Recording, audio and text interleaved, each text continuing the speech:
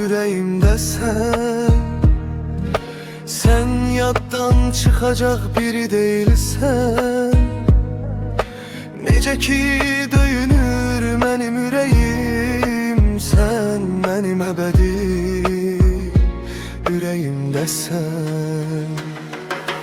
Mən səni çıxarıb atsam yanımdan, gərək ruhum çıxa mənim canımdan. Necə ki yaşayıb nəfəs alıram, ömürlük çıxmazsan mənim yadımdan.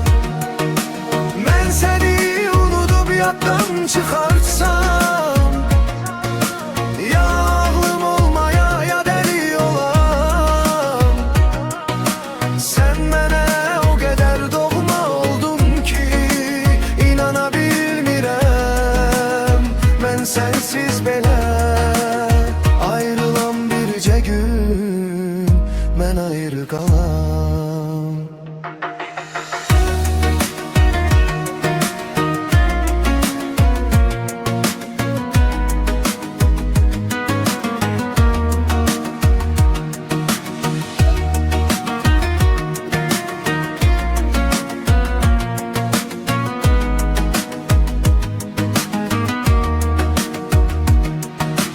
Sen benim her zaman ürəyimdəsən.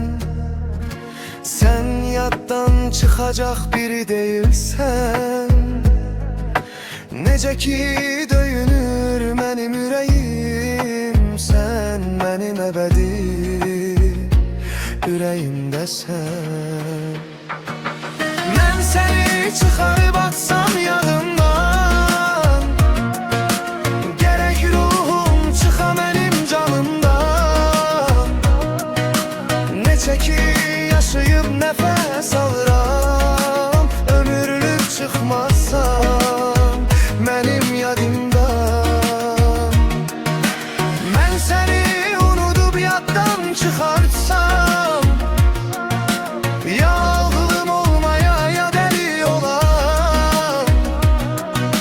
Sən mənə o qədər doğma oldun ki, inana bilmirəm mən sənsiz belə.